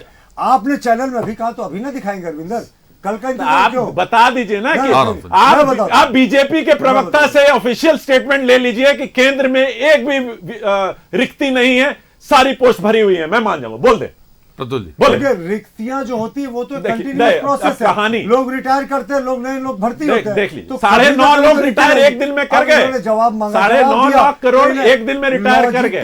और ये लॉजिक झारखंड पे लागू नहीं होगा। झारखंड में एक दिन में रिटायर हुए, पर केंद्र में और मध्य प्रदेश में घड़ियाली आंसू क्यों? देखिए, जब जवाब नहीं होता आवाज ऊंची कर लेते हैं। 5 वर्षों तक आप शांत थोड़ा जल्दी जल्दी आप लोग बोले, क्योंकि 10 मिनट बचे हमारे पास। रेपिस्ट वाला जवाब अभी तक नहीं आया कि क्यों वोट मंगवाया। सनातनी धर्म में ये कौन सा धर्म है जिससे रेपिस्ट जाकर कोर्ट कैंसिल करें? किसी ने नहीं मंगवाया, लेकिन आपने सिखों के हत्यारों के साथ सरकार बनाई। संजय रंजन साहब हाथ उठा रहे थे, आप कुछ कहना चाहते थे? सर माहौल इतना गर्म था कि सवाल ही मेरे जेल से निकल गया। मगर मैं इतना ही कहना चाह रहा हूँ, आंसू अपना घोषणा पत्र कब तक लॉन्च करेगी? घोषणा पत्र कब आ रहा है? बहुत जल्दी है सर, तैयारियां हो गई। लेकिन अफसोस यही है कि सुनाया बटर साहब जा रहे हैं। नहीं, हम जूम पे रहेंगे। अच्छा, अगर अलाउ करेंगे ये लोग। बिल्कुल, पटियाला के लिए शुभ journey. Sir I will be on Zoom, don't worry. मगर एक सवाल जो इन्होंने प्रतुल साहब ने उठाया है, मैं जरा सा वही बात कहना चाहूंगा सर। इस कंट्री में country with in the country, constitution with in the constitution किसकी देन है? पहली बात, 1947 में जिन्ना की जिद के आगे झुक जाना किसकी देन है? 1982 में गोल्डन टेम्पल पर आक्रमण करना, 84 में तो ऑपरेशन ब्लू स्टार हुआ। 82 वही जून 82 ऑपरेशन ब्लू स्टार 84 में हुआ था। 84 84 और 84 के जो दंगे हुए सर, लगभग 10% जो मार्शल रेस है हमारा, वो सिखों का है। जो युद्ध लड़ता है सीमाओं पे 10% आता है, सिख लोग आते हैं सर। हमने मोराल उसका गिरा दिया। ये देश के साथ इससे बड़ी घटना नहीं हो सकती सर। हम तो अभी 700 फिर शहीद हुए, तो हम तो आतंकवादी घोषित कर दिए गए दिल्ली में। आप इनको बोलने देना। नहीं, उसी में ऐड कर दे रहा हूं सर। मैं ये कह रहा हूं, चाहे वो किसान हो, चाहे थोड़ा आप लोग अपने समय पे बोले सर। अब लास्ट समय है ना, इसलिए आखिरी एक सेंटेंस। हाँ, आप बोले संजय जी, आपके लिए एक सेंटेंस। नहीं, आप बोलिए भैया। सर बोले? यस, अरे सॉरी, इलाही का हुक्म आ गया, बोलिए। सर मैं यही कहता हूं कि पार्टियां अपने सत्ता समय में कई बार कुछ ऐसी गलतियां कर देती हैं जिसका खामियाजा आगे आने वाली पीढ़ियां भुगतती हैं। हम लोगों ने भी भुगता है सर। इस देश को अखंड बनाए रखने की जो अक्षुण्ण क्षमता है वो यहाँ की जनता में ही है सर, यहाँ की सामाजिक चेतना में ही है। इससे इतर अगर कोई बात होती है तो उसका दुख होता है, मलाल होता है सर, पीढ़ियाँ कोसती हैं। इसीलिए मैं सिर्फ इतना ही कहना चाहूँगा कि अतीत में बहुत बड़ी बड़ी भयावह गलतियां हुई हैं, ये सत्ता पक्ष ने की हैं। इमरजेंसी भी सत्ता पक्ष का ही एक सच है। सबसे बड़ा जो संविधान में संशोधन हुआ था, जिसको 42वां संशोधन कहते हैं, वो भी इसी देश ने उसको देखा है सर। उससे बड़ा काला अध्याय नहीं हो सकता। मैं जो कह रहा हूँ वो ये कह रहा हूँ कि मेरे पड़ोस के घर में आग लगी है, इसका मतलब मैं अपने घर में आग नहीं लगा लूँगा। मेरे पड़ोस में अगर भूखमरी है तो अगर मेरे पास खाना है तो मैं उसको खिलाऊंगा, मैं भी भूखा नहीं मरूंगा। मेरे पड़ोसी राज्य में अगर ये योजना नहीं है तो मैं इस योजना को लागू नहीं करूं, ये कोई तार्किक बात नहीं है सर। पूरे भारत में लागू हो और बढ़िया है, मगर अगर कहीं लागू नहीं है तो हम लागू नहीं करें, हम शुरुआत नहीं करें, यह भी तार्किक नहीं है। मुझे इतना ही कहना था। मैं अभिषेक एक चीज और कहना चाहता हूँ, मैया सम्मान योजना से किसी को विरोध नहीं है। मुख्यमंत्री जी चाहें तो हम तो स्वागत करते हैं कि अगर वो 60,000 रुपए का बकाया जो राशि है वो एक साथ दे दे अगले कैबिनेट में, हमें कोई आपत्ति नहीं है। मुख्यमंत्री जी को हिम्मत दिखानी चाहिए ना कि वो 1,000 2,000 क्यों दे रहे हैं। 5 वर्षों का 60,000 होता है, 60,000 रुपया दे दे महिलाओं को, तो हमें कोई आपत्ति नहीं। ये मैया सम्मान का जो दावा है सरकार का, ये बटर साहब ने हालांकि अभी कहा कि हमें 2 महीना पहले ठीक लगा कि हम ये करना चाहिए, तो हमने कर दिया। हालांकि ये मैंने जो महसूस किया या मैंने जो देखा, मीडिया जो देख रही है, जब शिवराज सिंह चौहान को चुनाव प्रभारी बनाया गया, हिमंता बिस्वा शर्मा को सह प्रभारी बनाया गया, तो ये तय था कि भाजपा के मैनिफेस्टो में ये आना, क्योंकि असम और मध्य प्रदेश में चुनाव साधे गए इस योजना के तहत, लाडली योजना हो या असम की योजना हो, तो ये तय था कि झारखंड में भी कुछ ना कुछ होगा और झारखंड में मैया सम्मान योजना आई। लेकिन अगर आप कृत संकल्प हैं तो फिर 5 साल का पैसा एक साथ मैया को क्यों नहीं दिया जा रहा? देखिए ये योजना तो हर महीने देने का है। अभी हमारे सरकार ने क्रियान्वित किया था तो इसको दे रहे हैं वो हर महीने में। ये कभी कहीं पे लिखा था क्या कि 60,000 एक बार में दे देंगे? महिला सम्मान योजना में ये मेंशन नहीं है कि 60,000 एक में देंगे। ये सवाल इसलिए मैं बता रहा हूं, अभी ये सुन लीजिए सर, ये सवाल इसलिए है क्योंकि कल्पना सोरेन मैडम ने एक इंटरव्यू में कहा था कि अगर हेमंत सोरेन साहब जेल नहीं गए होते तो 7वीं किस्त हम लोग दे रहे होते जी। और हिमंता बिस्वा शर्मा साहब ने उस पर जवाब दिया था कि 7वीं क्यों की किस्त, आप 60वीं किस्त भी दीजिए, आप सरकार में है, सर्वे सर्वा है। कैबिनेट को असीम शक्तियां, वो बैकडेट से दे सकती है। कैबिनेट हैज एक्सट्रीम पावर्स, कर दे, बोले हम स्वागत करेंगे। सर तो 3 लाख देने के लिए तैयार है, 1 लाख 1,36,000 करोड़ मिल जाए, इंस्टॉलमेंट बांध दिए हैं। और शिबू सोरेन पर आज बोल रहे हैं का कितना बकाया था, यूपीए सरकार में कितना बकाया मेरे था, हमसे सवाल पूछते हैं, जवाब राज्य सरकार दे देते हैं, सवाल हमसे पूछते हैं, जवाब प्रतुल जी दे देते हैं। चलिए जल्दी जल्दी बात, सब कुछ ठीक था। अरविंदर ने बोला क्या ठीक था? प्रतुल जी सवाल हमसे होता, जवाब हम देंगे। अरविंदर ने कहा, मैं अरविंदर को जवाब दे रहा था, मैं आपको जवाब नहीं। बोले क्षितिज, बोले जल्दी बोले, बात पूरी करें। हाँ देखिए, 1,36,000 करोड़ ये हमारे अगर दे देते हैं झारखंड सरकार की रॉयल्टी, तो हम इनको सरकार को 1 साल में क्या 3 लाख रुपए हम लोग दे सकते हैं। हमारे प्रधानमंत्री जी ने, सॉरी मुख्यमंत्री जी ने यह भी कहा था। लेकिन ये सच्चाई है, अगर मुख्यमंत्री जी को जेल साजिशन जेल नहीं भेजा गया होता तो ये जो योजना है ये और पहले होती। मैं ये नहीं कह रहा हूं कि पहले साल से होती, लेकिन हाँ कुछ पहले हुई रहती और ये 7वां किस्त या 8वां किस्त ये दिया जाता। मैं और कह रहा हूं, देखिए हम लोग ये इन्होंने माटी रोटी बेटी की बात किया। माटी के सबसे बड़े जो उनका जो सुंदरता है ना, वो एक सेकंड, थोड़ा 30 सेकंड, वो सुंदरता किसान हुआ होते हैं। और किसानों को किन्होंने दिल्ली के बॉर्डर पे बैठा के रखा और 1 साल बैठाने के बाद अपनी जो 3 काला कानून थी उसको वापस लिया। इन्होंने पहले नहीं लिया। दूसरा, बेटियों के साथ क्या हो रहा है, बेटियों के साथ क्या हुआ है, ये सब कोई जानता। और रोटी कितनी महंगी है और रोटी के साथ सब्जी दाल और बाकी चीजें कैसे हट रही है, ये सब जानती है। तो जनता को ये भ्रमाने का कोशिश करेंगे। इन्होंने जो गोगो योजना लाया है, जो ये लाने की बात कर रहे हैं, हम इनका स्वागत करते हैं। लेकिन जनता को आज तक छला है तो अब नहीं छलने देंगे और हम जनता के बीच रहेंगे। बढ़ा 30 सेकंड में या 1 मिनट में अंदर जवाब दीजिएगा। क्षितिज ही कह रहे हैं कि बेटियों की क्या हालत है देख रहे हैं। राज्य सरकार कहां है सर? बेटियों की सुरक्षा तो राज्य सरकार के हाथ में है। एक तरफ महिला सम्मान योजना से 1,000, दूसरी तरफ बेटियों के दुष्कर्म के मामले आसमान चढ़कर बोल रहे हैं। सबसे ज्यादा मामले रांची के निकल के सामने आते हैं। सर मैं तो कल हमारी 3 बहनें हमारे साथ थी और मैंने कहा कि एक भी बहन के साथ, स्मिता के साथ खिलवाड़ होता है तो हमारे मुंह पे तमाचे के समान है। बट ये सोशल प्रॉब्लम है। और सबसे बड़ी इंपॉर्टेंट बात है कि आज कैसी मानसिकता के लोग हैं, उसको रेप्स को भी ST SC और OBC में डिवाइड कर रहे हैं कि ST का कितने रेप हुए। डाइवर्ट हो रहा है, क्वेश्चन डाइवर्ट हो रहा है। हाँ नहीं, बटर साहब सोशल नहीं आना चाहिए, सोशल प्रॉब्लम नहीं होना चाहिए। ये पुलिसिंग का फेलियर है अगर रेप हो रहा है। नहीं, पुलिसिंग का फेलियर, सोशल प्रॉब्लम मैं समझ रहा हूं, लेकिन सजा दिलवाने में भी नाकाम है। चार्जशीट नहीं हो रहा दाखिल। 8,000 से ज्यादा मामले पेंडिंग है बटर साहब। एकदम। तो इंडियन कोर्ट तो हमारे अधीन नहीं है। केसेस में पुलिस ने चार्जशीट किया। Judiciary is under the state. Arvinder, judiciary is an independent body. अरे साहब, कोर्ट में केस पेंडिंग है तो उसके लिए स्टेट जिम्मेदार है। सरकार थी, आप रोक नहीं पाए। ज्ञान दो यार, मणिपुर में चार्जशीट पुलिस दाखिल करती है। हमारी बहनों चार्जशीट दाखिल घुमाया गया। ये झारखंड, नहीं कह रहा हूं, मैं झारखंड के हालात आपको बता ये रहा हूं। मानसिकता नहीं है कि आपका रेप हमारे रेप से कम और ज्यादा। रेप है ये सब और ये कंपेयर करते हैं, ये कंपेयर करते हैं। हाँ, आखिरी 30 सेकंड प्रतुल जी, आखिरी 30 सेकंड। रेप नहीं है, झारखंड का रेप है। बट प्रतुल जी किस विषय पे बोलना चाह रहे हैं? जल्दी 30 सेकंड है, वक्त अब लास्ट है। एक लाइन संजय भैया ने जो कहा वो एक शेर में था। अच्छा बटर साहब के एक शेर बोलने दें सर। आज उन्होंने एक भी नहीं बोला। जल्दी बोले बटर साहब। प्रतुल जी रुक जाए, 10 सेकंड रुक जाए, शेर सुनने देना। सुने बोले बेटियों के रेप की बात की अभिषेक, मैं चुप नहीं रहूंगा। रुक जाइए, उनको बोलने देना। 3% केसेस में जो 7200 रेप्स हुए हैं, नेशनल क्राइम रिकॉर्ड ब्यूरो के आंकड़ों के अनुसार, इनकी पुलिस ने चार्जशीट किया। क्या दोषी पुलिस अधिकारियों पर कार्रवाई हुई?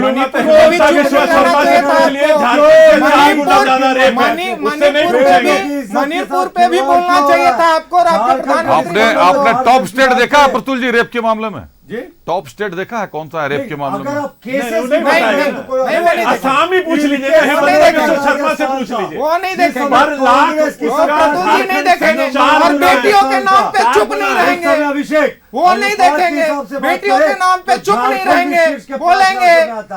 मैंने चलिए कांग्रेस के देखिए संजय जी, ये महत्वपूर्ण है, मेरे दर्शकों के लिए भी ये महत्वपूर्ण है, आपके परिजनों के लिए भी ये महत्वपूर्ण है। अच्छे से समझ ले, मैया सम्मान योजना, गोगो दीदी योजना, लेकिन दुष्कर्म के बढ़ते आंकड़े भयावह हैं और दिल दहलाने वाले हैं, यकीन मानिए। तो कहीं ना कहीं सम्मान योजनाओं को मूर्त रूप देने के लिए बेटियों का होना जरूरी है, बहनों का होना जरूरी है, उनकी सुरक्षा सर्वोपरि है, वहां तो समझौता नहीं किया जा सकता। स्टेट को यह ध्यान में रखना चाहिए कि आंकड़े हर रोज भयावह होते जा रहे हैं और ये झारखंड पुलिस के वेबसाइट के आंकड़े रहते हैं जो हम दिखाते हैं आपको या बताते हैं। ये ऑफिशियल है, अनऑफिशियल कितने होंगे ये बता पाना मुश्किल है। धन्यवाद करते हैं अपने अतिथियों का। हमारे साथ बीजेपी से प्रतुल सहदेव जी थे। प्रतुल जी बहुत धन्यवाद आपका। आजसू से संजय रंजन साहब हमारे साथ थे। संजय जी बहुत धन्यवाद आपका। आरजेडी से क्षितिज मिश्रा साहब हमारे साथ थे। क्षितिज जी बहुत धन्यवाद आपका। और बटर साहब थे जेएमएम से अरविंदर सिंह देवल। बटर साहब अब आप एक शेर बोल लें जल्दी से। संजय जी कह रहे थे वो ये था कि लम्हों ने खता की सदियों ने सजा पाई। चल उसी का लम्हों ने खता की सदियों ने सजा पाई और सदियों को बचाना है। मुहिम चलाइए, सक्रिय हो जाइए। सभी अतिथियों का धन्यवाद, दर्शकों का धन्यवाद।